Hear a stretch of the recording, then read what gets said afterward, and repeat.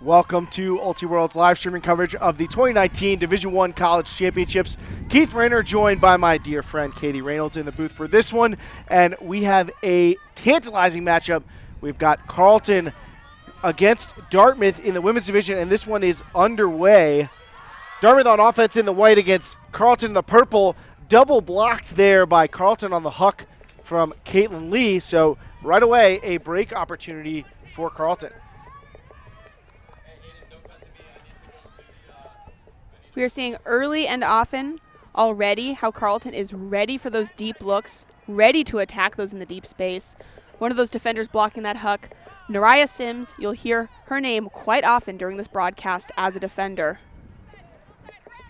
Sims, one of the premier defenders in the division. As we see the disc moved around here by Carleton. That was Barnstone there with the pass. Barnstone, one of, I believe, 3 seniors on this very young team. Really stepped up into a big role for this Carleton team. Not a name you hear talked about given the depth of their star power, but I think many of her teammates would credit her with a lot of the team's success this year. Absolutely. Speaking of star power, that's Campana there with the swing back to the center. One of the star freshmen on this roster. Maya Powell. I mean, I feel like every player on this team is a dang star. I guess that's what you get when you're Syzygy, right?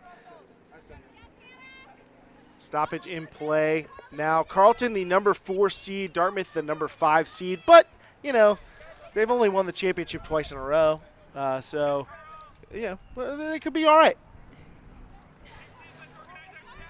Luckily, I think we'll see a lot of excitement during this game. These teams matched up very closely at Northwest Challenge with Carleton taking that game. So you've got to expect Dartmouth wanting revenge in this game. Dartmouth trying to stop this Carleton team from getting a game-opening break, but Carleton just patiently working the disc in the backfield, grinding out cuts downfield. That's probably the hardest throw we've seen them make, a little offhand inside break. Powell around to Sims, and a stoppage here, a pick called by her defender, Jack Verzu. And we'll talk more about this, but Sims and Verzu both have plenty of experience playing together, as well as many of the other players in this matchup. I believe Verzu and Sims were actually co-captains at Lakeside together. So this is probably a friendly rivalry downfield. Absolutely, and Powell now with the disc just outside of the end zone, about 8 yards away from a Syzygy break. That one nearly gets away, but secured. And similar story here for Lauren Carruthers-Lisk. Lisk thinks better of trying to force one in. Although the stall count's rising, so she flips it out. I can't tell if Campana got to that. From my vantage point, it looked like it hit the turf, but I feel like I'm going to need a replay to feel any confidence in that. Incredible dive there from Campana. Again, got to see this replay to see whether she gets her hand on that disc. Keith, I'm still not sure. I think that hits turf. I mean, we got to get it slower. Here it is. It's still so close. I mean, how can you ask the players to know if we can barely tell with the benefit of 4 replays? Absolutely. It does look like it was called down by the observer.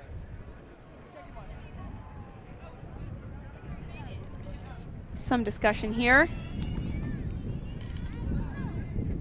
And, of course, if you haven't been following along with today's games here in Round Rock, Texas, it is quite breezy in the open Texas plains, which has fortunately helped assuage some of the heat, but has made some of the offensive game a bit more challenging.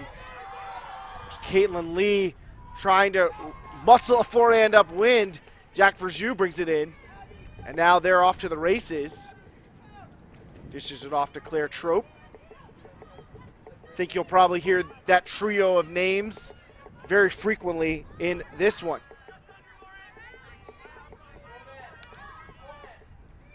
A tough pass there from Pizzo.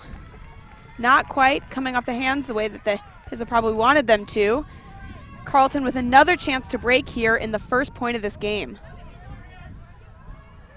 Now here's Carruthers Lisk up ahead to Karen Earhart. And Sylvie Polonsky can't quite keep her hands on that one on the under, so Dartmouth will get a third chance at a hold. Caitlin Lee marching to the disc.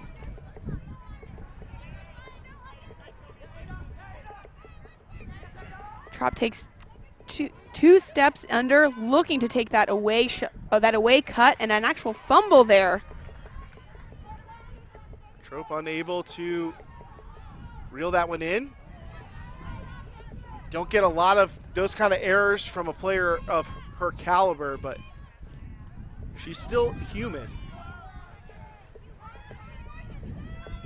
Barnstone getting under, and I mean, at this point, as is the case often in Ultimate, the longer the point goes on, the more valuable it feels as you see Caitlin Lee showing off her value with a two-handed layout block and then streaks the other way for the quick score from Verzu. Dartmouth holds to make it 1-0, but that was a long, hard point with three of what we've come to call the big four on this Dartmouth team on the field. Absolutely, and Verzu making it look easy in those final moments of the point. But that quick option with Lee having no mark, I don't think they're going to get that kind of opportunity throughout this game. Tough for this Carleton team who was in the end zone and just had one throw off. Dartmouth was able to march it back up for that score. But you see the talent on display between Lee and Verzu. I mean, Verzu's one of the most imposing downfield targets in the game, but they're just as capable of picking up the disc and making a really dangerous throw.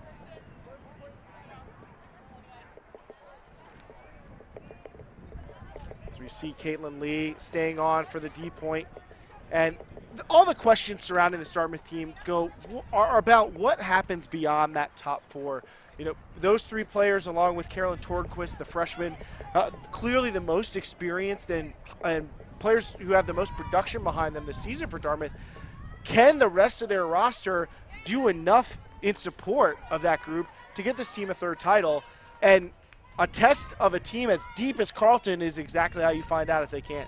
Absolutely, and I think those questions of depth get answered on defense.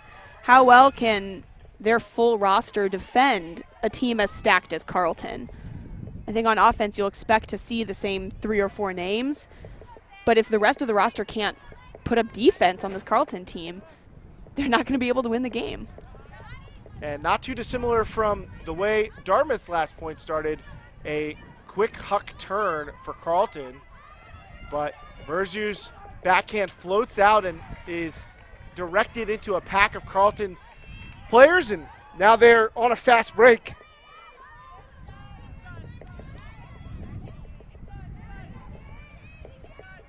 Disc in the middle of the field with Isabella Revelo. She dishes it around to Earhart. And Lanier into the end zone to finish that one off.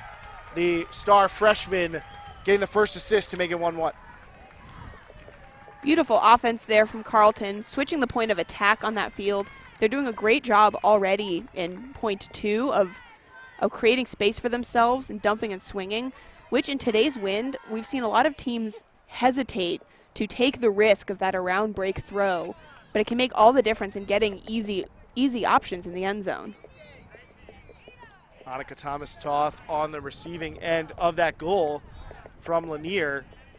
And Lanier, a product out of North Carolina, now with this Carleton team, which has just been recruiting the best talent you can find outside of Dartmouth. Absolutely. It's no surprise that Carleton got a stacked lineup of freshmen this year. That's been one of the keys to their success for years and years and years. Yeah, I mean, we've talked about it all year. It's one of the narratives that's defined the season in the women's division. We have an unbelievable division-defining class of rookies right now, and there are plenty in this game. Carolyn Tornquist on one side for Dartmouth. You have Kate Lanier, Carly Campana, Carruthers Lisk. I mean, it's a long list for Carleton as well. Other top seeds, similar players on UNC. Washington's got some. I mean, they're scattered around the division, but their impact is being felt throughout nationals. Pizzo starts things off with a contested throw to Verzu, then makes a nice catch of her own. Pizzo resets back to Verzu again, and Verzu's going to take a deep shot, looking for Trope, and this one tailing away from the defender, but also tailing well out of bounds. But a call may bring this back to them.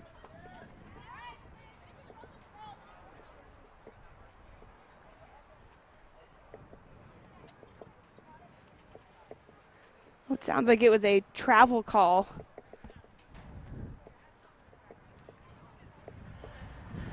It's a travel continuation turnover. It's a turnover. Yes. 20! So this going to belong to Carleton now, as Verzu has their second turnover of the game. Powell picking up the disc. Powell, one of 3 Carleton players who was abroad for most of this season, including Thomas Toth as well as Arevalo, and have really come back in to add additional fuel to this already stacked team, coming in pretty late after Stanford invite to try to gel with this fairly new team of a lot of star freshmen. Yeah, if you thought Carleton was good before, wait till they get like 2 or 3 of their best players back. I mean, that's why there's so much to be excited about this Carleton team, and they're trying to march towards a break. An aggressive finger on the trigger there for Carruthers List, puts that beyond the reach of the receiver, so Dartmouth will get the disc back facing a full 70. Speaking of star freshmen, Kennedy Hairston on the mark here on Pizzo has been out for most of the season with a concussion and is returning now. Another great youth player from the Seattle scene. Glad to see she's back out on the field. Yeah, the ultimate players in the youth women's division and the youth girls division in Seattle, pretty good, as we see a former player of that ilk go up and make the grab from another one. Verzu to Trope. Second goal for Dartmouth. It's another excellent shot there from Verzu, recreating what they tried to do in the earlier point, but just taking a little bit off of it. That was just a tremendous throw from Verzu, and shows just how much their game has evolved over the course of their career. And Verzu just has been a dominant player, and they're one of our spin players to watch, Katie, and with reasons you don't even need to explain. Yeah, I think one of the things that a lot of people don't know about Verzu is beyond their on-field excellence, the amount that they've been able to lead this team off the field and be such an influential captain on the team's culture, on their strategy. I believe 2 years ago, after after losing big players, they rewrote Dartmouth's strategy and reshaped it. And they've talked a lot about how winning that second title after that year when they had all those star-powered players, that was the most impactful win for them because they knew it was a team effort. There is no more, I think, covered player in the division than Jack Verzu, and that's been the case for their entire career. The age of Ultimate Media came up as Verzu was ascending into the college game and into stardom, but despite all of that, I've been so impressed over the course of their career with their ability to be an incredibly supportive, humble teammate. Absolutely. Carleton's offense going to get the disc at midfield to start this possession. Now in the hands of Anna Stubbs. Carleton's vertical stack working the width of the field over to Lanier. Arevalo now, and that one bobbled, and just a little flick of the hand from the defense knocks it away. Heads up play by Margaret Nichols. Lee picking up the disc here. Over to Trope.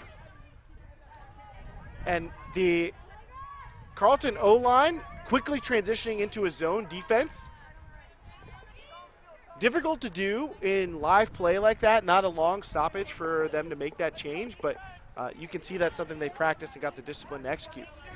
And a smart tactic, particularly against this Dartmouth team, who has not always been the strongest zone offense team. It's not a team laden with throwers, so this really puts the pressure on the handlers to make no mistakes. Unfortunately, it may not exactly tire out the top end of this Dartmouth roster, so the sword cuts both ways for Carleton, as we see a lot of Trope and Lee, and now Trope taking a shot as the Carleton defense transitions, but it's not to be.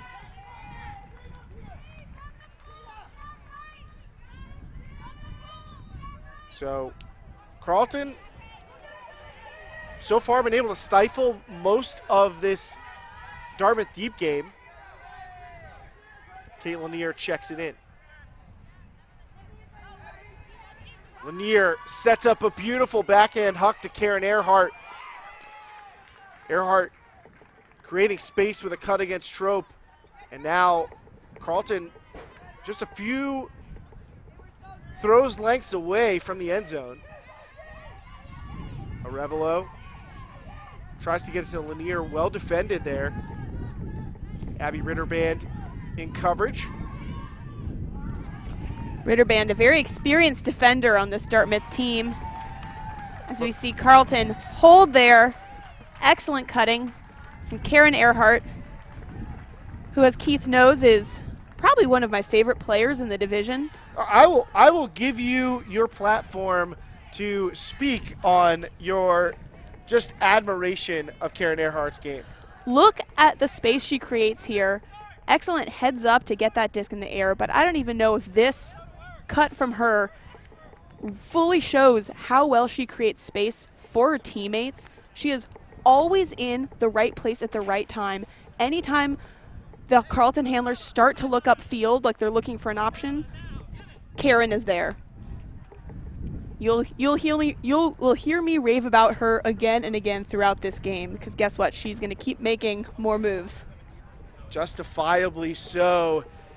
Team's taking a timeout, and our timeouts are presented by Disc Store. You can make your move. Go to discstore.com, who is proud to support Ultiworld and has a special $30 custom full sub offer for live viewers only. Get custom team full subs for just $30 each. Use the promo code Ultiworld. You email jerseys@discstore.com to receive that exclusive offer. Just got to do it by May 31st. So jump on that now. Carleton, Karen Earhart, I think she's put on like maybe a cold towel or something, as teams are trying different strategies out to stay cool in the warm temperatures here. We're in the last round of play in Round Rock, Texas, just outside of Austin. The cloud cover's broken a little bit, so temperature's warming up, but the wind has mostly kept people feeling pretty comfortable, I think. Well, I say that from this booth, but yeah, Keith, it's hot out there. So let me also caveat and say I was just at the Division III National Championships, where it felt like it was just a cooker. So this is I paid my dues, Katie. Well, it is hot out there. Teams are doing what they can to cool off. I've seen Mr. fans, a lot of iced towels, and a lot of I think the heat timeouts have been really beneficial so far. I think they've been helpful, and they have not slowed down or hampered play. Yeah, I love the new system that USAU has moved to. I think it's done a great job helping the players. And I would say that this tournament just doesn't feel extreme. It just feels like a hot tournament. And we've all played in hot tournaments. Teams are well prepared. USAU has been well prepared. So I think teams are dealing with it in different ways. But so far, I don't think it's had the biggest impact, certainly when compared to the wind. Verzu going every other right now for Dartmouth. And, I mean, to see a freshman matching up with Verzu is a testament to Carleton's trust, but Verzu just having their way with the matchup. Right into the end zone, Lee with the little dish to Verzu to make it 3-2. Yeah, that was some pretty casual-looking offense there for Dartmouth. An easy hold. You see Lee pretty covered, but that high release right into Verzu's waiting hands. And we've seen it in a lot of these games so far, or at least a lot of the women's divisions games. The pulls have not been super far. Carleton's pull on that last point was not very far, which gave Dartmouth a pretty easy path to a hold. Verzu, of course, one of our spin players to watch. Our live broadcast of the USA Ultimate National College Championships is brought to you by Spin. Spin Ultimate, providing custom team uniforms and ultimate apparel since 2007. Visit Spin on the web at spinultimate.com. Verzu will stay on for this one.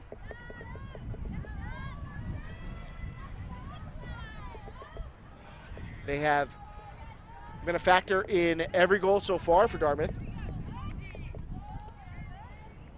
And I think that it behooves this Carleton defense to make those points hard. You can't give up those easy scores. I mean, don't get me wrong, Verzu went every other. That's a lot of work. But you got to try and extend the length of these points. See if you can make Dartmouth work into the depth of their roster. I mean, they have a small team. It's not just that they have less experience on the back end of this roster than this Carleton team. It's simply that they got less sets of legs. Absolutely. And I think there's a difference between staying step for step with a player like Verzu and actually dictating what they want to do. And we haven't seen anyone on Carleton so far dictate their movements. Revelo tracks down that floaty throw off the line that gets them away from the cup. And now Carleton in the middle of the field, a much easier space to operate. And if you want to talk about a player who likes to go every other, just watch Isabel Revelo. They call her Rev, and she can certainly be the engine of an offense as she starts to ping the disc around. She takes her foot off of the gas as Carruthers List gets the disc. One thing we've seen so far this season from Carleton is they tend to hold the disc pretty long in zone offense. Here we see them breaking through it a little bit, but that has hurt them in the past. And when they start to move the disc faster in zone offenses, that's when they break through them. We can see already in Dartmouth's offense, they're being pretty conservative. Olsen with another floaty pass. She's a really long delivery, and I think bringing the disc so far back is giving her trouble in the wind, and that throw giving some trouble to Carruthers List, and Dartmouth with a break opportunity after the drop.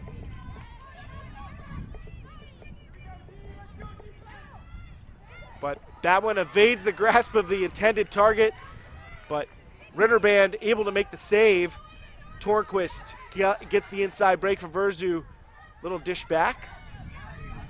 Dartmouth into the red zone now. Verzu looking for Tornquist, and what a throw from Jack Verzu. Just an incredible vision looking at that end zone and seeing that open space. Tornquist wasn't there yet, but putting that throw into that space, Tornquist is able to turn on a dime and just being completely unmarked on a nice, easy catch. I don't know if they see the movement of the air, like the numbers in the matrix or something, but somehow Verzu just guides this disc along the wind away from the defense that she's throwing over and right into the hands of Tornquist, like they're piloting a drone. I mean, that was so impressive. Just that level of throwing skill, having that on this team, I think we like to throw a lot of doubts at Dartmouth, and then you see sequences like that, and how can you doubt? You just watch that and you go, who can possibly stop Verzu when they're trying to do what they want to do? I don't know if we're ever going to find the answer out to that, but we will be back to find out the answer of who's going to take pole position in Pool D. We'll be right back after this commercial break.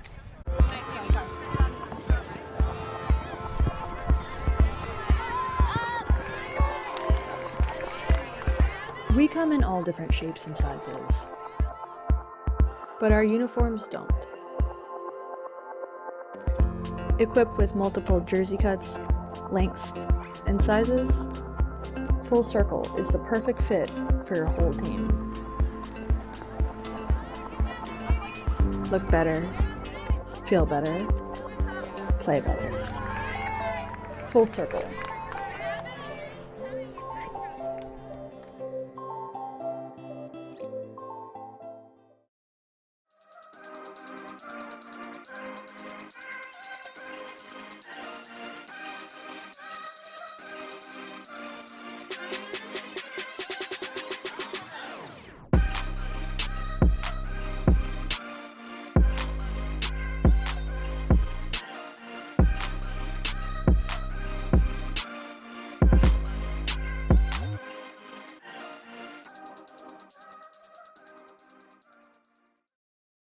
Every time the pressure rises, we play better. Let's go, take down the field.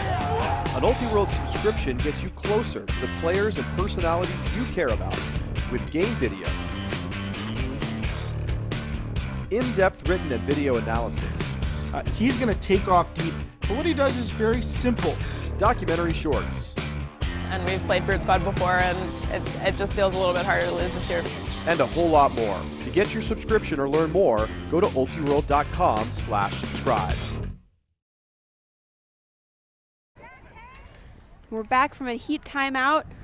After watching some dominant play from Jack Versu, you recognize the name. The 6'1" senior, hailing from Seattle, Washington, has played several seasons with Riot, and they are showing their experience, absolutely crushing in the 4 points. I think they've been involved in all 4 points so far for Dartmouth. And facing off against Carleton and looking for another break, we see Versu back out on the line, joined by Lee and Trope yet again.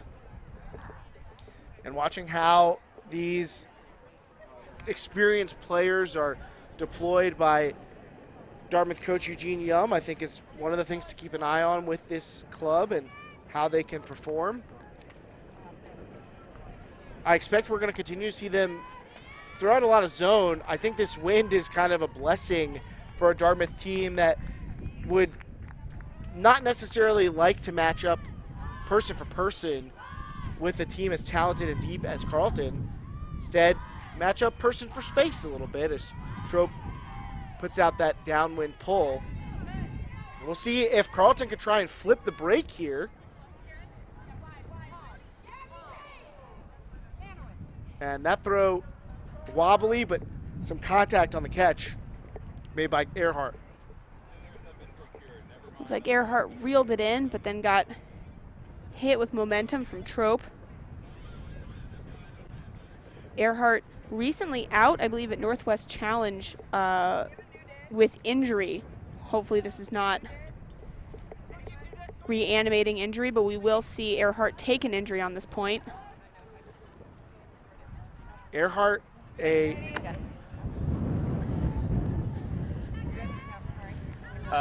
Who's this? Thank you. Got it.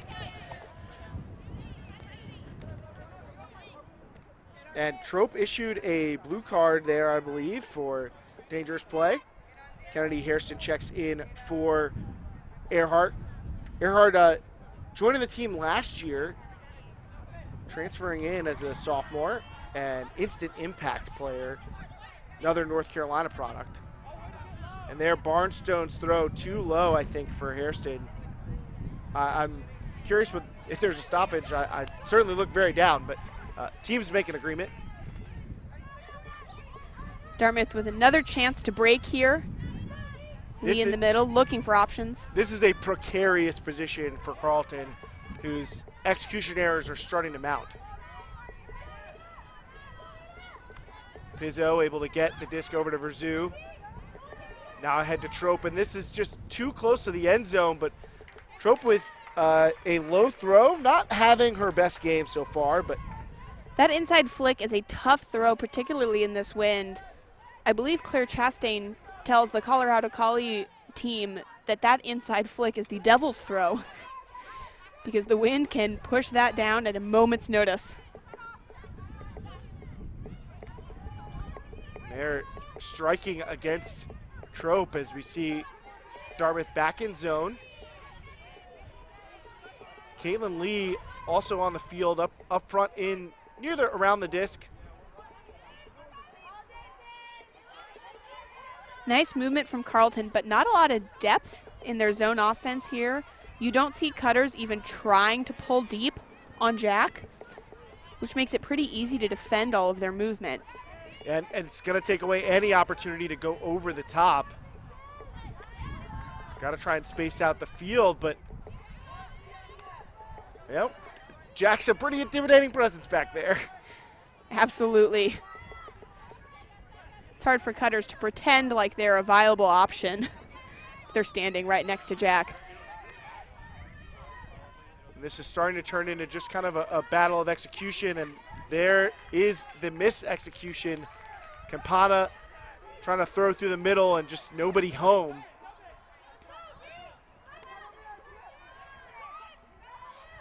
Dartmouth advancing. Some confusion here. Trope unmarked. Still has no stall. And in transition, what a layout there. Tornquist comes up with the goal.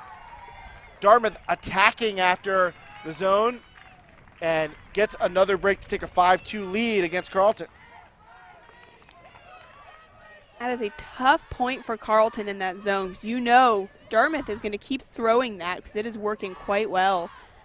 Well, you know, another advantage of running zone defense is if you can get a fast break, you can throw off the other team's ability to match up. And when you have 4 truly elite players, including some with very difficult skill sets to defend, getting to throw off the other team's ability to match up with you effectively can generate a bunch of matchup advantages.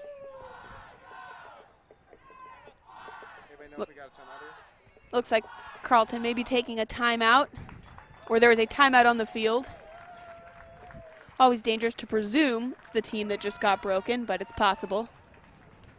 Yeah, I'm a big fan of the winning timeout. You know, if you got the lead, you can go ahead and try and press your advantage and see if you can get further out ahead. Disc Store is the presenting sponsor of our timeouts, and they sell more than discs. For live viewers only, get your next custom full sub team jerseys for just $30 each. Just got to use the promo code Ultiworld. You can email jerseys@discstore.com with that promo code to take advantage of the offer if you do so by May 31st. So, Katie, I mean, 5-2 right now. Dartmouth with all the momentum. Are you surprised by how the first part of this game has played out? I thought it would be a bit closer. I thought that Dartmouth would struggle a little bit more connecting. And I think that's because I expected them to use more of their full line out there. Sounds now like that was naivete on my part. We have seen them go consistently through Versu, Lee, Trope, and Tornquist to make movement happen. And as long as those players have legs, I don't think we're going to see that strategy change anytime soon. I mean, we have yet to see a clean hold from Carleton or a clean offensive possession. I mean, they have turned it over on every point that they've gotten the disc. And while they've been able to get to the end zone a couple of times, I think it's just this lack of efficiency. If you asked me which one of these teams is going to be better in the wind, I would have picked Carleton easy. The North Central champion is pretty familiar with unpleasant conditions, but this has been a lackluster effort in the execution department from Carleton. And I think if you ask them, they would certainly say they've not put their best foot forward. Absolutely. And it is still early-ish in the game, but they will need to start holding quickly, which doesn't look like it's going to be the case in this zone offense from Dartmouth. And there, another error from Carleton. All the pressure right now is on Syzygy. They have to turn that around. And a second effort from Trope is not enough to save possession. Carleton now looking to fast break. Powell to Olsen, and I think just caught Arevalo off guard. I'm not really sure how the two missed each other there, just on different pages. And Carleton just looks nervous. Dartmouth in the red zone, and a third straight break, all three going into the hands of Carolyn Tornquist. And Dartmouth running away with this one right now. against Carleton. Carleton's struggling with just some fundamentals in the backfield there. Sure, there are a couple of windy tosses, but I think you're right, Keith. Some of it is just that focus. It's knowing that that disc is coming to you, being ready for it, watching it into your hands. I think a lot of that gets much harder when what's going on in your brain is, it's been a really long time since we scored. It's been a really long time since we scored. We really need this point. And that can make the fundamentals much harder. And I'm a firm believer in this Carleton team. I picked them to go to the final. And I got to say I'm a little bit shook right now. I mean, they look shook, and that's making me look shook. Because this is a team that we've seen this kind of thing creep up once, and that was against UC San Diego in the final of Stanford Invite, where they were kind of run out of the gym. But this is a team that thrives on their ability to execute and to do it with a 14-person, 17-person rotation. And right now, that is failing them. And you don't want to see a team go down playing their own game, playing to their strengths. And if Dartmouth's going to give them the opportunity to just execute and they're going to fail to do it, I think that they're going to have a lot of trouble getting back into this game. Maybe it's time for them to open it up, start trying to take some shots, start trying to push the pace, be a bit more aggressive. But they have not shown an ability to stop Dartmouth in recent points, so maybe they're afraid to give up possession, but they're going to need to make an adjustment soon. Absolutely, and I can't stop thinking about when these teams matched up at Northwest Challenge, and that game actually opened with Carleton taking a few breaks early. And I think it's possible those breaks gave them the confidence against an intimidating team like Dartmouth to go, oh, okay, we can be in this game. And I don't think they have that confidence right now. There are 6 Dartmouth players right now within probably about 20 yards of the disc. Finally, Carleton's able to free themselves of that sideline prison, get all the way to the other side of the field, although they're not able to gain any yardage out of it, but at least spread out the defense a little bit. Lanier in the middle.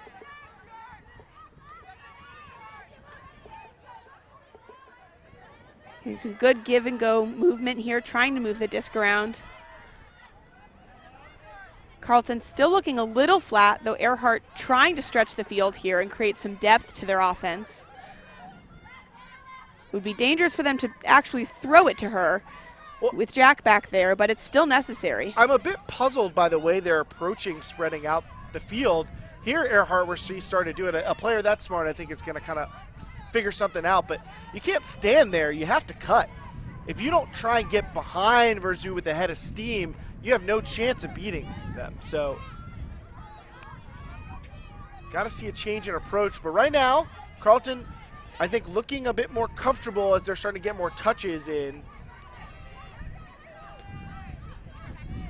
Lanier back to Campana. And then Campana just releases that one a little awkwardly. Lanier can't time up the catch. And just like that, Dartmouth's got the disc again with a chance to add a 5th straight goal.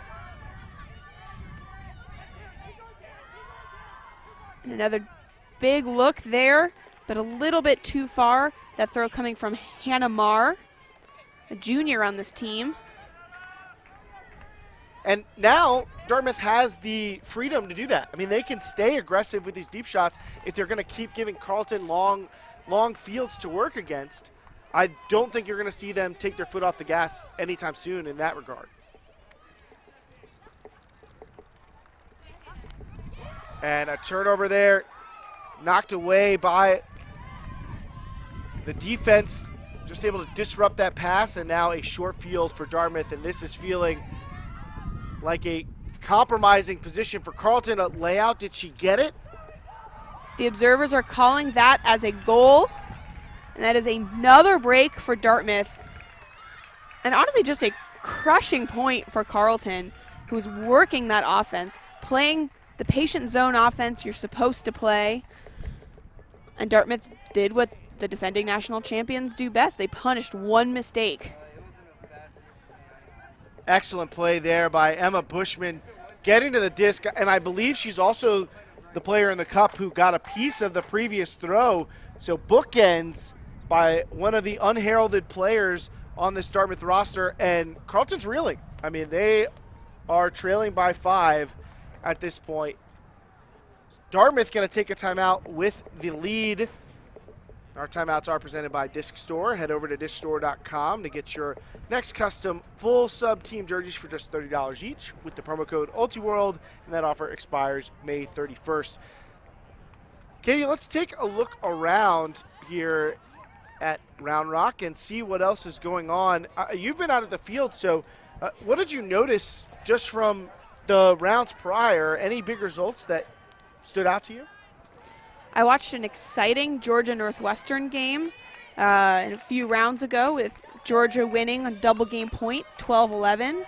I saw a less exciting game with UC San Diego holding seed over Pool C's 2 seed, Western Washington. Western being hit hard by the wind and the heat, and that game ended 14-9. It looked like there was a close Georgia Tufts game with Georgia taking that win. I believe also double game point. A couple upsets by seed. Colorado getting a nice win over UCLA in Pool A. Colorado now 2-0 after also getting a win over Pittsburgh, the 8th seed. So Colorado beating the teams above them right now. You mentioned them earlier. Maybe the avoiding that inside break Devil's throw is working out well for them. Wisconsin gets a win over Texas in Pool D, and Minnesota clobbers Northeastern in Pool B. So their results are starting to get topsy-turvy here in Texas, and this one may not be an upset in your heart, but it is an upset on Score Reporter. So Dartmouth right now with a hefty 5-goal lead against a Carleton team that's been out of sorts. Yeah, at this point, you've got to think Carleton not even trying to win at this point, but just trying to get back on the board and get their feet under them. Arevalo getting a lot of run right now for this team. I think you're starting to see them lean on her and Earhart, hoping they can help navigate this Dartmouth zone, and again, just given away by Carleton. Beautiful throw there from Versu to Tornquist. Tornquist swinging to Lee.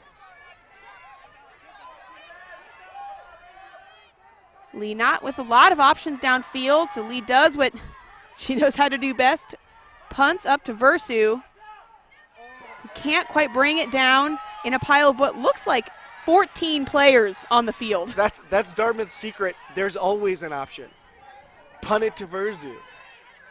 That time it doesn't work out, but I mean, credit to the efficiency that the Dartmouth offense has demonstrated after getting the turnovers from this zone. I think the zone is pretty conservative. They're not doing a ton besides trying to deny the upfield spaces. But why change? Why change it if they're not going to be able to execute against you? And then they have punished them after the turn with the way they've played offense. Absolutely. I think Dartmouth's zone slowing the pace of this game down to a crawl, well, not the most exciting ultimate we could have expected here today, really benefits Dartmouth. You can see players like Versu getting to rest in the deep space where they know they're not going to be challenged. And then mistakes like that happen, and Dartmouth gets a chance to break again. And I think one of the strengths of this Carleton team is that they have shown the ability to play fast or play slow. But if the other team's good at playing slow, you got to try to play fast. And they're struggling to get it going. And finally, we're going to see them take a deep shot, but you can see why they've been wary to do so. Versu in coverage. Olsen with her 3rd turnover of the point.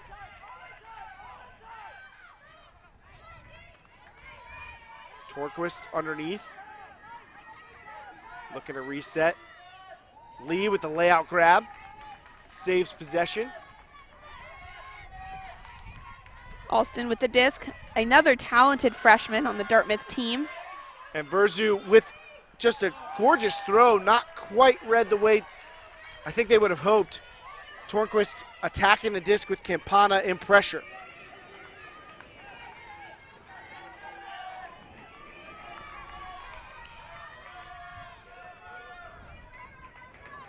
So Lanier looking to get Carleton to the end zone for the first time in some time. 5 straight right now for Dartmouth.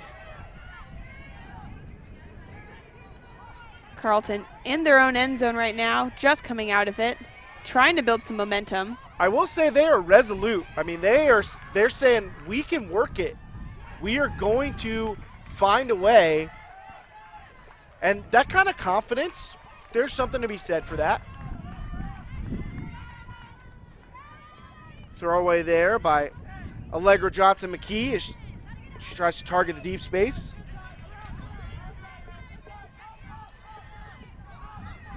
Layout grab for Lee. Just incredible speed from Lee there, catching up to that disc. Her footwork is so impressive. Lee able to break around and reset the stall count. Then Verzu able to squeeze free and burns a timeout, I think. I think this discussion's probably about the stall count.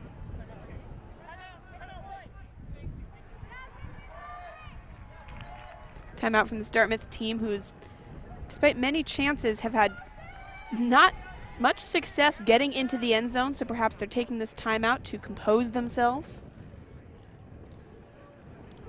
This timeout presented by Disc Store.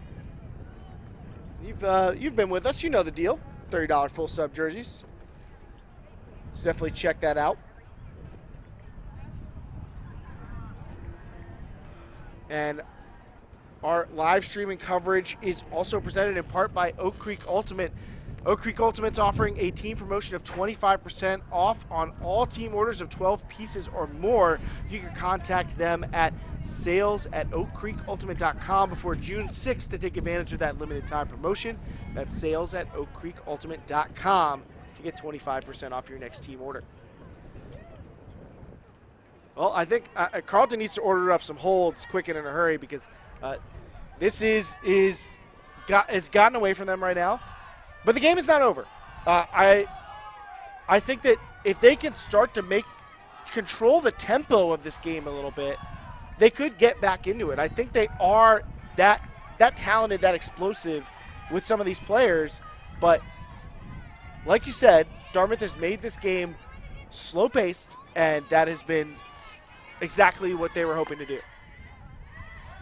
Another windy fumble there from Tornquist, and Carleton will get their chance to hold.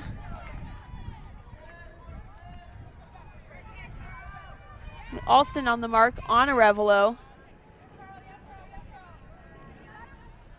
Lee hanging out in the backfield, looking to jump on an errant pass or put some pressure on these throwers as this comes around to Campana and now Olsen.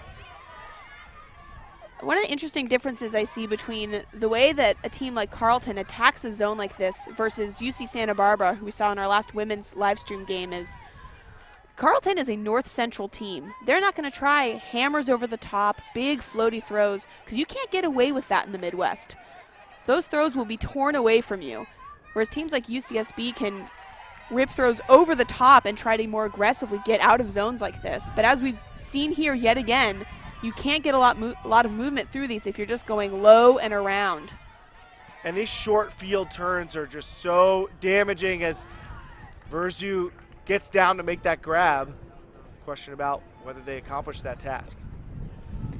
Another low grab there, but that one was called down.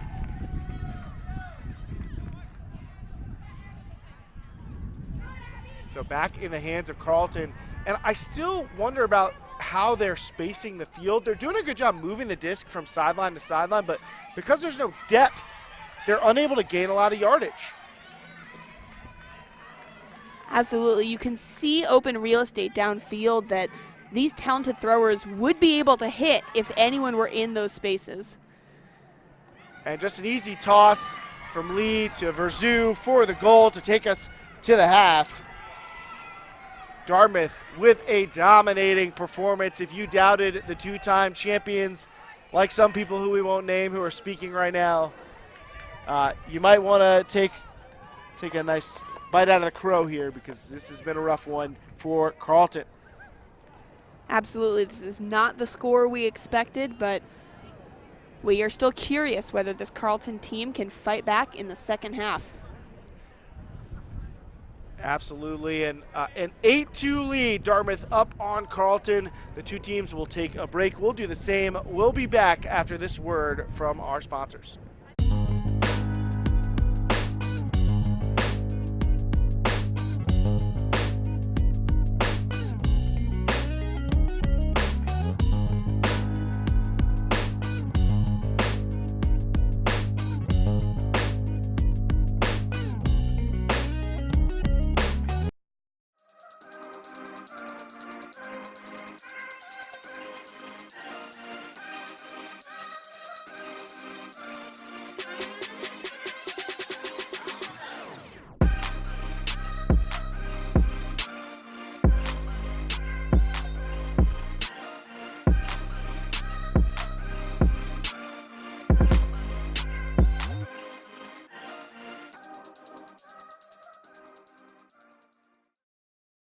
every time the pressure rises, we play better. Let's go, take down the field.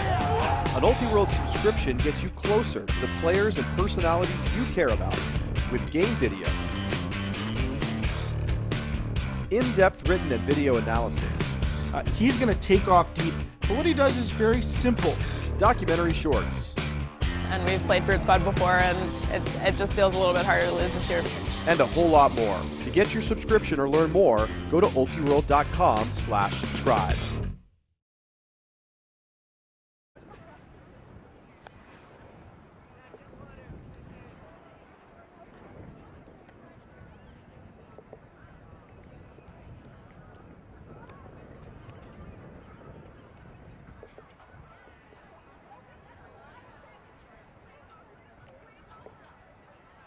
I'll take a Gatorade if someone can throw it up here.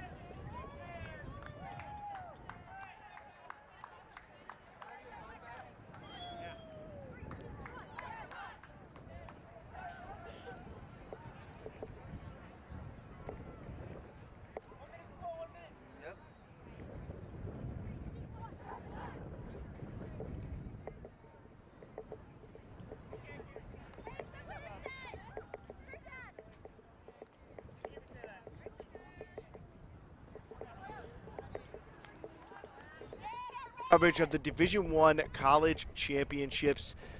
Coming to you from Round Rock, Texas, Keith Rayner, joined by Katie Reynolds for this Pool D matchup, or beatdown, however you want to look at it, after a first half where Dartmouth controlled with impressive performances with their zone defense and play after the turn.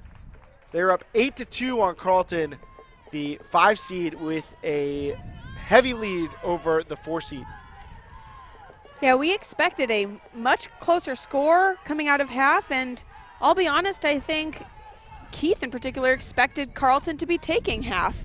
However, here Carleton is yet again in this Dartmouth zone, trying to create some movement.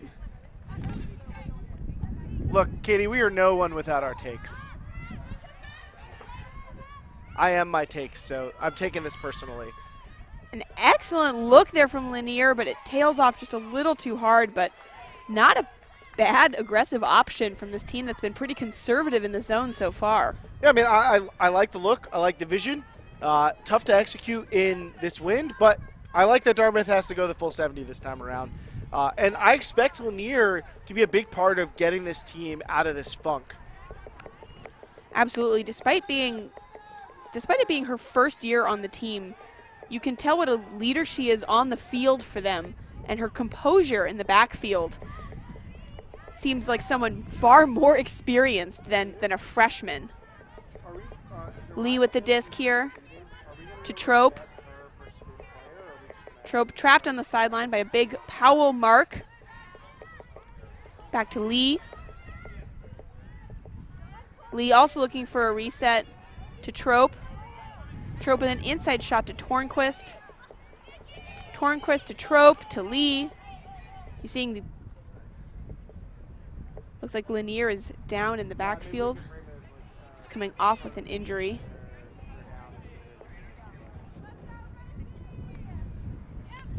And not what you want to see if you're Carleton and you're in a big hole right now. It's starting to feel like this game is, as the result is less and less in doubt, so less value for you to keep pushing. And I wonder if that's going to scare the coaching staff a little bit about putting some of their top players out as much in the second half. Yeah, knowing you've got a long weekend ahead, and being second seed is not the worst thing in the world.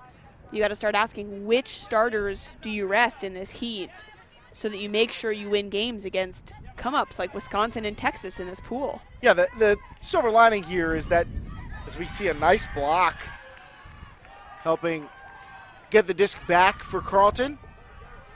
Now a deep shot hanging, and Trope knocks it away before Earhart can get to it. But Carleton looking a bit more aggressive to start this half. That block by Stubbs, and then the deep throw from Arevalo. You know, aggressive is a good word for it, but it looks like swagger to me. And I think it's that kind of swagger that a team needs in order to get far in the bracket. You've got to have confidence in your own players to make plays like that. A quick turnover here, so a short field for Carleton. Maya Powell picking up with Lee, giving a wide berth on the mark. Arevalo in the middle. Reset back to Margaret Little. And then Arevalo with the inside break for Earhart, who reaches out to pull that in before Trope can get to it. And if you just take the second half, Carleton's winning this game 1-0. It's my girl Karen making moves to get on the board there for Carleton. I like that this broadcast has just descended into wild bias. we love all Ultimate players the same here. That said, we would love for this to be a really exciting conclusion to this game, and that's going to require some more plays like that from Carleton. But, I mean, Dartmouth was putting on a show of their own as they took this big lead, and I wouldn't be surprised to see some more of that now that they're back on offense.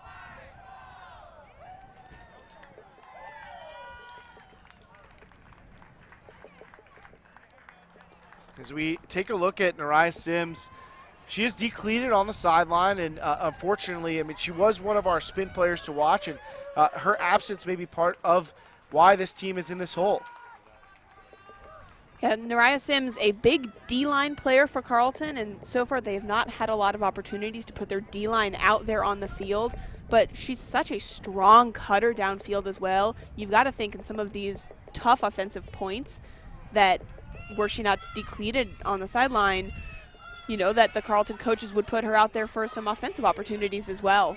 And this live broadcast of the USA Ultimate National College Championships is brought to you by Spin Ultimate. Spin Ultimate, providing custom team uniforms and ultimate apparel since 2007.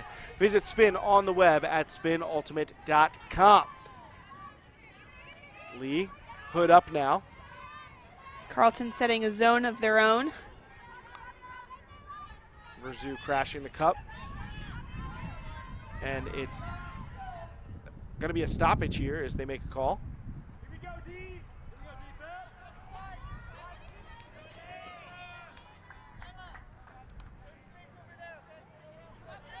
And we reinitiate play, and Kaylin Lee has just been leaving her feet to save disc after disc. I mean, she has been worth like 5 or 6 reverse turnovers. That should be a stat. I mean, she is taking turnovers and turning them into completions. Hannah Marr shoots around wide, and Tornquist saves it there. Misread by the defense. Tornquist in the right spot for that one, but Verzu takes a tumble.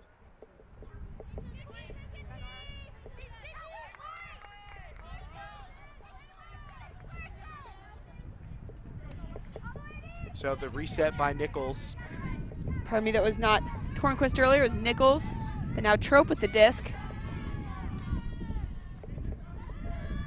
Swing all the way around, just past the reach of Maya Powell. And back to Bushman. Hannah Marr hitting Bushman for the hold. Great response by Dartmouth. They're up 9-3. We'll look again at Caitlin Lee getting so far out ahead to save that disc. There's the goal.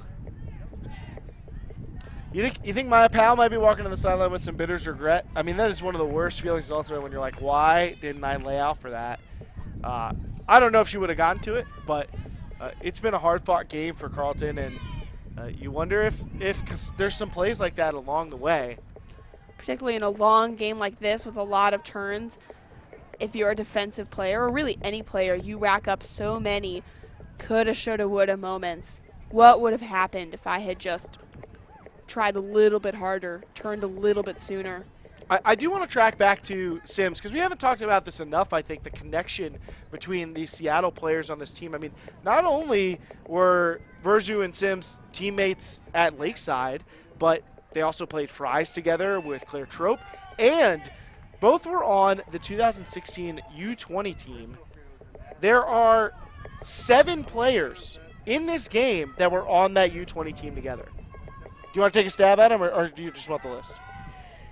Keith, it's been a long, hot day. I don't know if I could even name all the people on the team Ultiworld right now. There you go. So I'll give them to you then, folks. You got Sims, Arevalo, Campana, and Lanier for Carleton, Caitlin Leetrope, and Verzu on the Dartmouth side. And beyond that, I mean, this Nationals field is littered with players from this team. Marie Perivier from Georgia, Ruby Cassidy from Western Washington, Kara Sieber and Stephanie Stumphauser from Ohio State, Jessie Sun from Pitt. I mean, that 16 U20 team is like basically the stars of the division right now. We're truly entering a new era for the division where the question isn't, are there any talented freshmen coming into the division? It's, where are the freshmen we are already aware of going to college? Three more players on that team were at the D3 championships, as we see an unforced error from Carleton in the reset space. Josie Gillette on that squad, Mia McGinn from Middlebury. It was a stacked team. Verzu could stack any team. It looks like there may be a travel call, but now the player's trying to retract it, untravel called. So it looks like it's going to be Tornquist disc, maybe an inch short of the goal line. Rookie on rookie, so to say, with Lanier here on the mark on Tornquist. Still some discussion here. They don't make rookies like they used to, which was without a forehand, but now they come as prepackaged superstars. Tornquist also looking for a reset pretty early here on this goal line. And a little dish for the goal. Hannah Marr on the receiving end of that one, and Dartmouth gets another break and their 10th score of this one. Just another demoralizing offensive point there for Carleton. Not getting any forward movement, more turns in the backfield there for them. And I don't think that the problem is one handler, one weak piece that they need to unplug and plug someone else in. I think it's more systemic with how they're moving that cup. They need to find a different way around it to force Dartmouth to play any other brand of defense right now. Now this is a team with semifinals aspirations and talent level commensurate with that. I think that they can keep in mind that opportunity is still plenty available for them.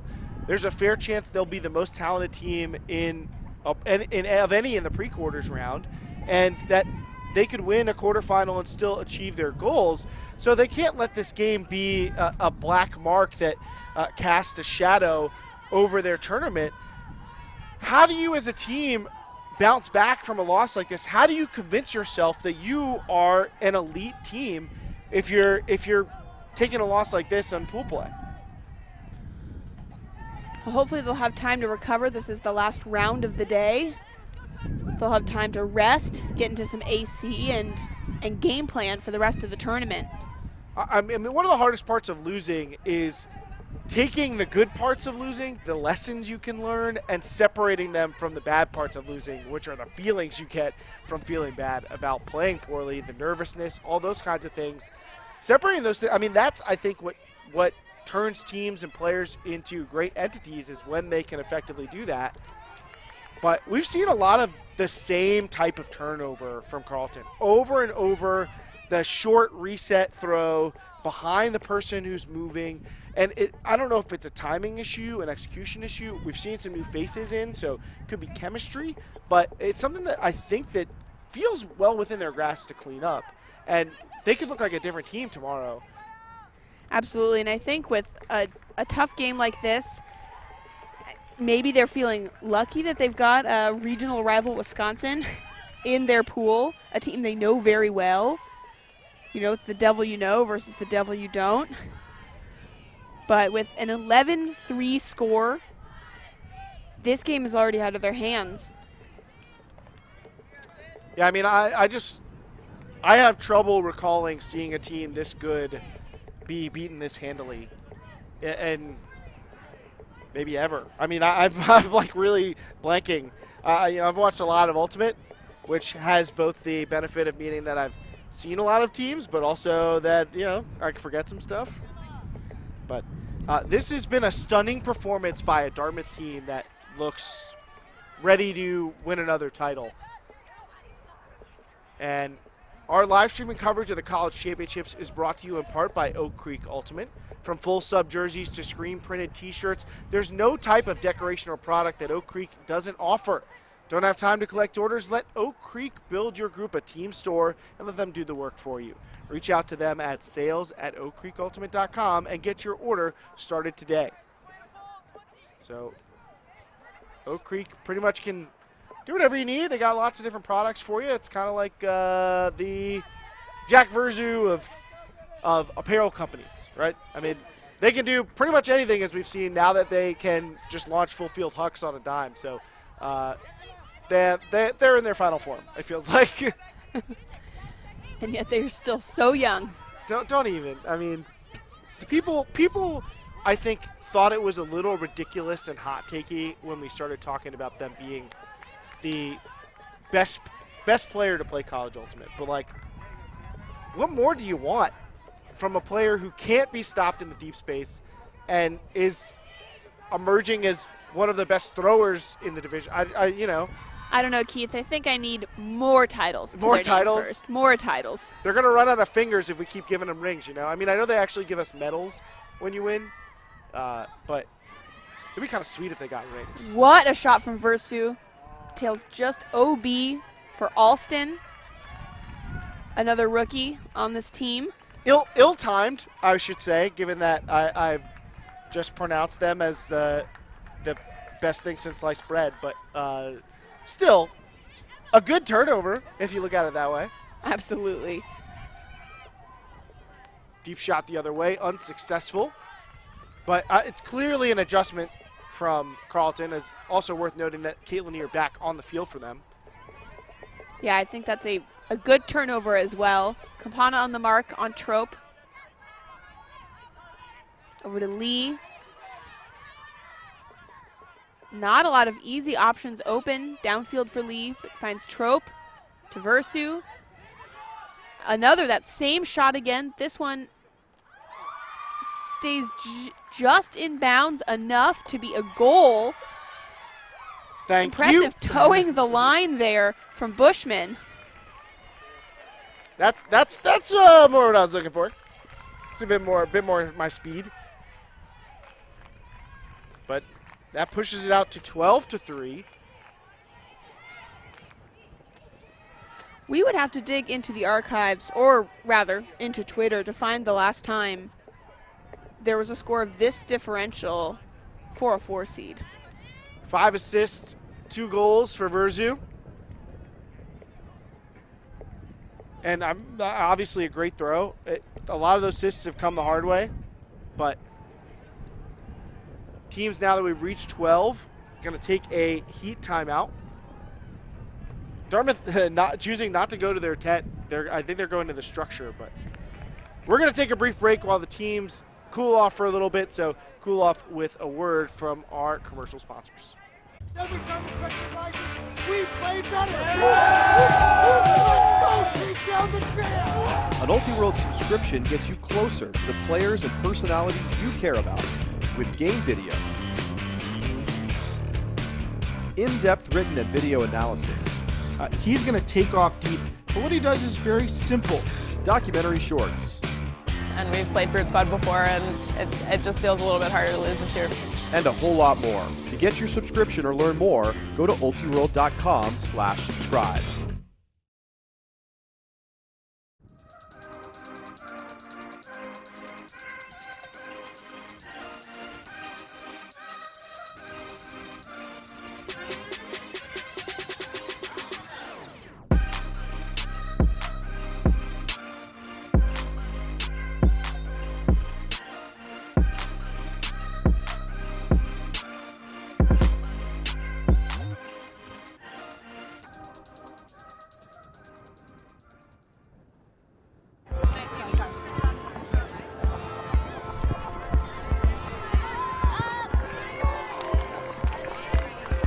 We come in all different shapes and sizes, but our uniforms don't.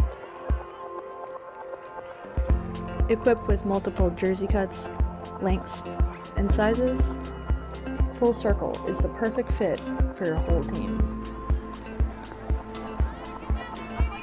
look better, feel better, play better. Full circle.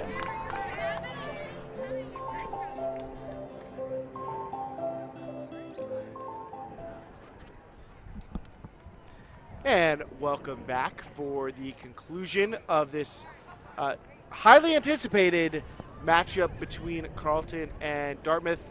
Hasn't quite lived up to the hype from a competition standpoint, but certainly if you were looking for some elite play and you got a chance to watch this Dartmouth offense, you gotten your money's worth. Katie, what else is going on around the complex here in Round Rock? You know, scores like this one seem to be the name of the game. Cyclos are up 11-3 versus Northwestern. Some excitement in the men's division. Not something I usually report on, but Victoria is up 10-5 over Pittsburgh, who we just saw on the stream.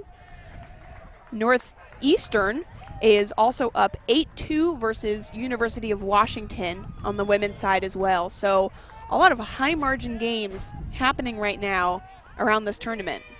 Cal Poly slow with a 9-8 lead on Colorado and Pool D in the men's division. Texas, they've built out a pretty big lead in their men's division game.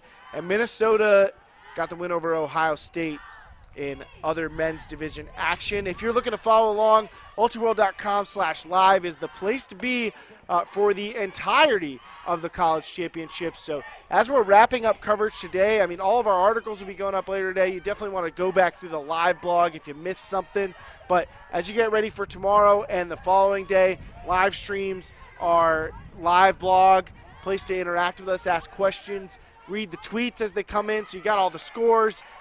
Definitely the place to be if you want to pretend that you're here in Round Rock with us and the Ultiworld crew.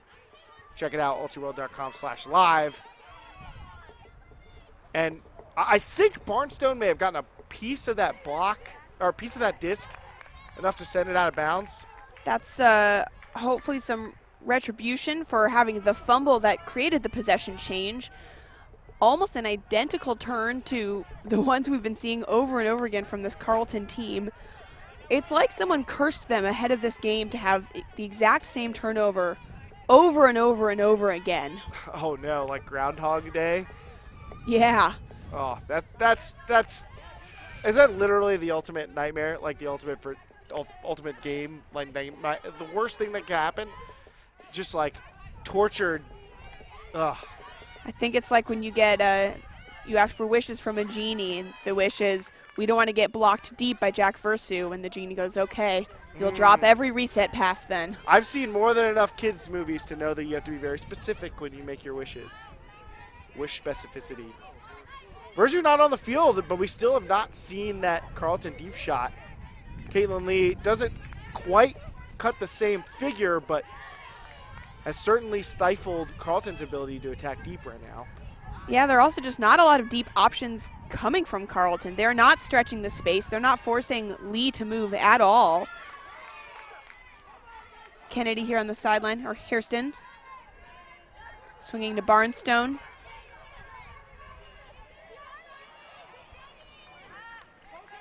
Barnstone getting the disc moving, and now Maya Powell in possession, unmarked. And she'll loft one towards the end zone, but she laughs as they still feel snake bit. Lee with the disc again with 70 to go. Nice high release there. Ritterband. Ritterband back to Lee. Some confusion, I think, on defense. Lee just saying, go deep, because I can do that. Wow. Big backhand from Lee.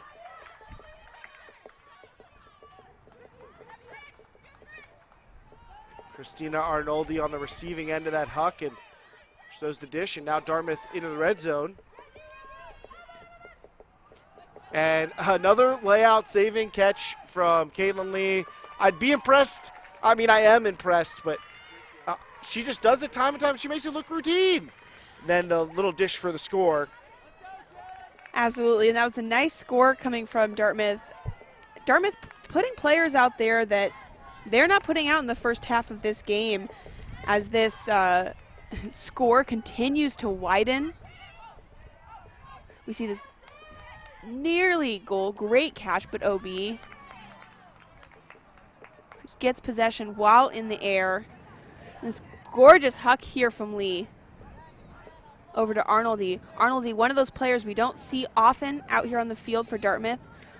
I've seen them earlier in this season when the score is this high, put out Lee as sort of the field marshal with a lot of other players that Dartmouth doesn't usually play that often or that don't get as many reps. And Lee is often the commanding force who brings that same composure and those incredible throws to those lines to ensure that they can still perform well.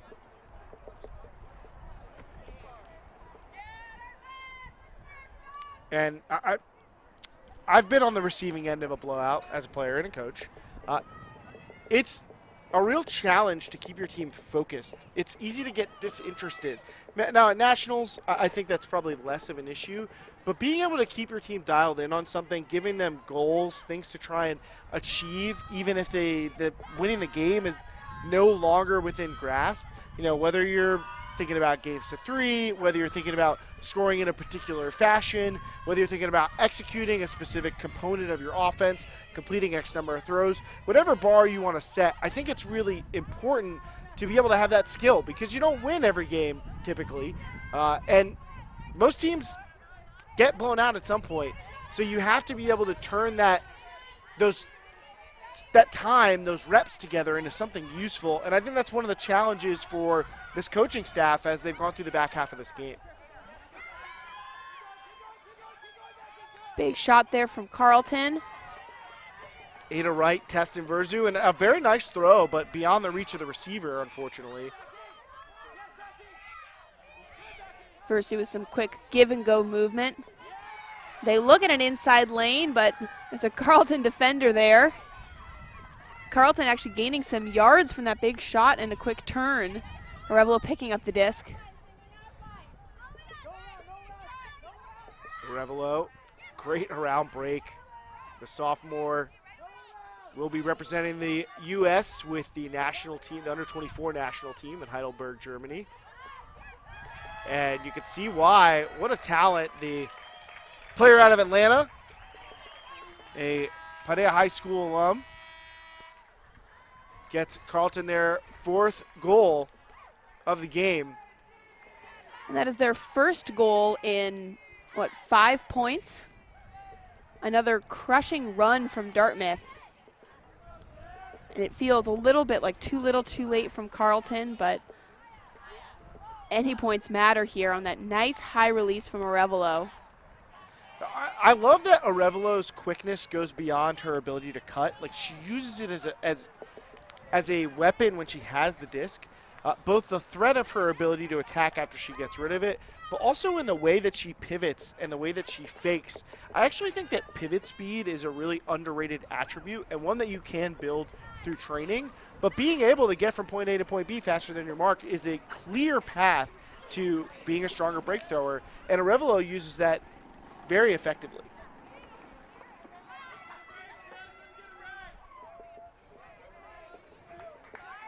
Yeah, I think beyond her quickness, there's something to be said for Arevalo's endurance in this game as well.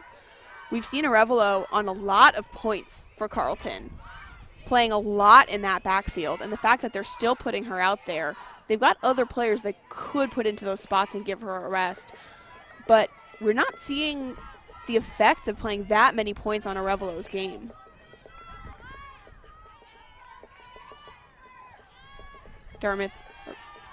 Carleton pulling here, hoping for a break. Do you think, Katie, if you were in the Dartmouth coach's seat, that you would have a lot of points where Verzu and Caitlin Lee continue to go out there? It's a tough question. I think that they have not been playing hard ultimate so far this game, so it can't hurt to get more reps in this wind, especially if they expect to see this wind again tomorrow. I can't imagine that Jack is tired. Jack has been playing deep in their zone and then picking up the disc and chucking it pretty deep.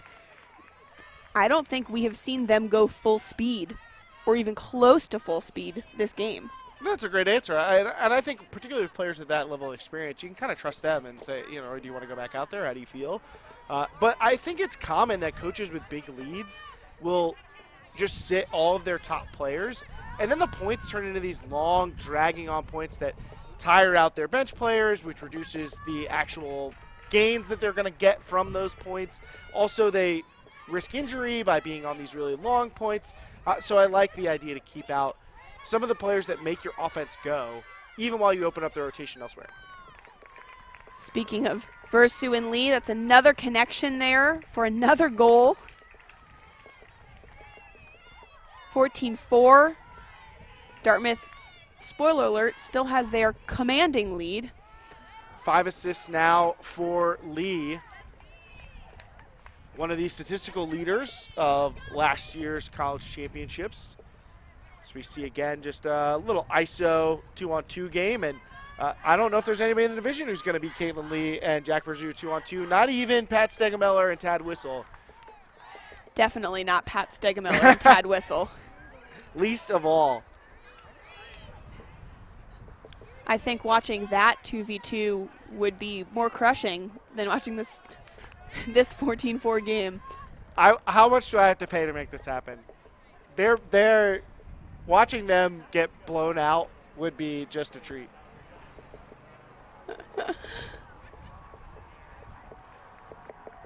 We're in Dartmouth's game point, potentially the last point of this game in our final round of pool play here at the D1 College Championships.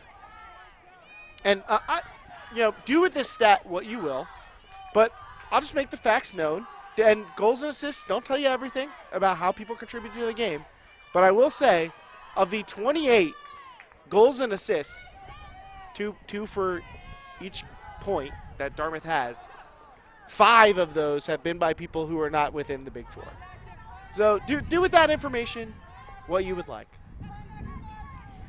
Yeah, I think the story stays largely the same every year, even as some of the faces change. And you know what? The results speak for themselves. I mean, if you're Dartmouth and you're not in that Big Four, you could say, hey, I got titles.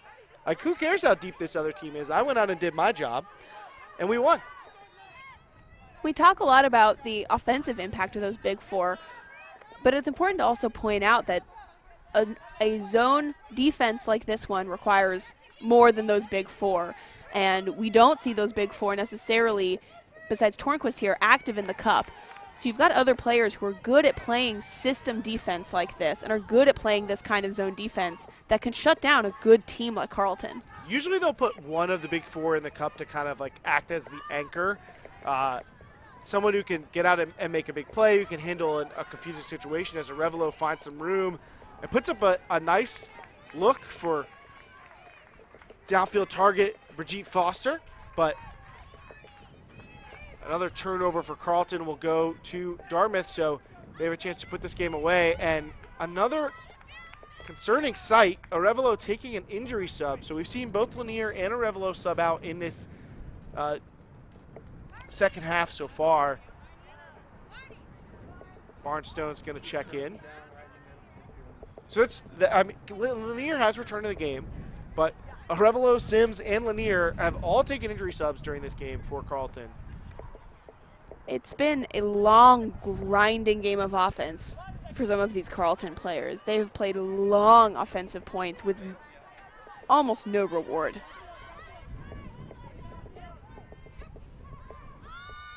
High throw from Dartmouth, tracked down. Nice work by Ritterband to be there.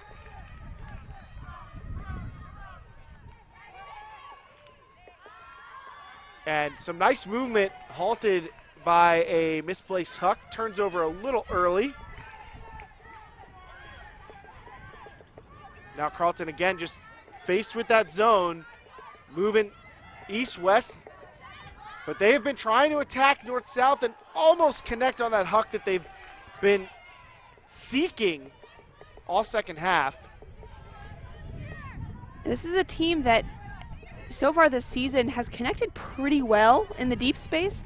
I would not say that one of their weaknesses are deep throws or big throws, but maybe it's the wind today or this zone. They have not been able to connect on any of those deep throws. Trope in the backfield working with Pizzo.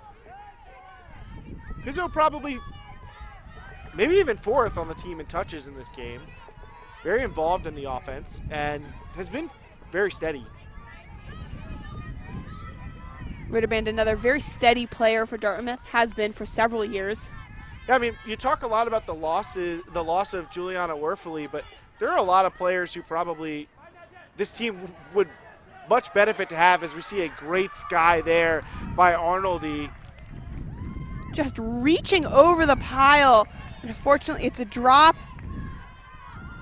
Carleton shooting deep yet again. The disc is sitting, but it's still too far for Earhart to run down. And you got to throw real far to overthrow Karen Earhart. Took the words from my mouth, Keith.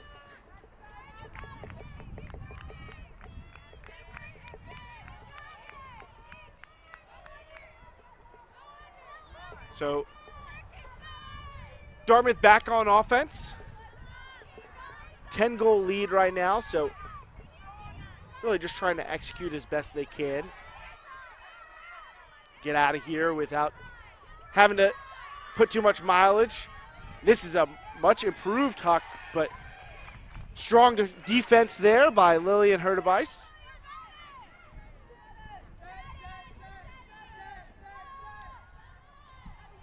Carleton's not ready to let go of this game. You know, you see them still executing with this patience, and as I talk about their composure, we see another fumble. Well, that's one of the things I kind of like sometimes about bringing in, opening up your rotation, and sometimes I think people wait too late to do it, is for them, for the players who don't get to play a lot, these points are so meaningful. So it isn't, they're not out there phoning it in. They don't care what the score is. They want to go out and play their best. And I think that has a certain, not only charm to it, but also effectiveness. Sometimes just putting in one of your rotation players who's raring to go can really add some life to a team. Absolutely. It can be inspiring to see someone with fresh legs grinding through the cuts that your starting 7 are too tired to make. It's another deep look. This one connects, and Carleton holds and keeps Dartmouth from finishing this game off. And look at the level of excitement. That's the other thing, is when one of your players who maybe doesn't get on the field as often in big games makes a big play, everybody gets so hyped. You know, it's I love seeing that kind of energy and celebration and support from the team. I would say that especially from a team, you see a lot of teams get excited when their rookies make plays. You know, a rookie catches a goal and they go, they're a rookie, they're a rookie. Here, with a team like this where all of the rookies are so star-studded, the excitement instead comes from players who don't get to see that much screen time.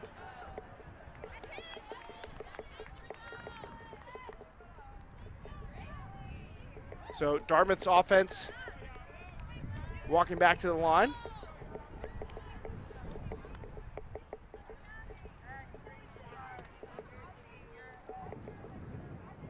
Carleton sending the defense back out.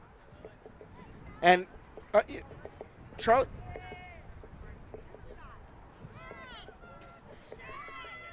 Eisenhood and I talked on our Deep Look podcast yesterday. We always do a live show right before Nationals. And we talked a little bit about how much in these conditions, with the heat wearing on people, with the wind, and just in general at Nationals, this has long been the case. It's just going to be probably emphasized here. There's so much advantage to being the team to win your pool. I think that you're going to see in the quarterfinals, the teams that won their pool and had one less game have a very big leg up on the competition. I think that this win is a huge boon to Dartmouth's chances of both winning the pool and even more so winning another title. Dartmouth needs that rest more than other teams where that rest is a perk. It's a nice to have, but Dartmouth has so few players out here. They really can't afford to fight through pre-quarters to get to quarters with the numbers they have, even with the talent they've got. the field is hungry this year. And there's just so many teams that are thinking it could be us this year. And a lot of them are very deep, like this Carleton team. You look at teams like UNC, UC San Diego, Ohio State. Those are the other top seeds. But down the list, Santa Barbara, they were step for step with Ohio State. Western Washington has been, at points today, one of the best teams in the win. Now, they've also had their struggles. Those inconsistencies are going to come with a team that's a little less experienced as Dartmouth punches in the game-winning goal. But I am very, very excited for what the bracket will bring, and to think we've got a whole nother day of potential craziness in pool play ahead of us tomorrow. Dartmouth celebrating that win. Excited about closing that game out. I mean, that's a win to hang your hat on, and remarkable performance from Dartmouth in this game. The stars were on display, but the depth was doing their part. Dartmouth with an emphatic win over Carleton that puts them in great position to win Pool D. Versu shooting more often in this game than making plays as a receiver, but shooting so incredibly well. That's going to be the final here and wrap us up for today. Dartmouth 15, Carleton 5. We will see you tomorrow.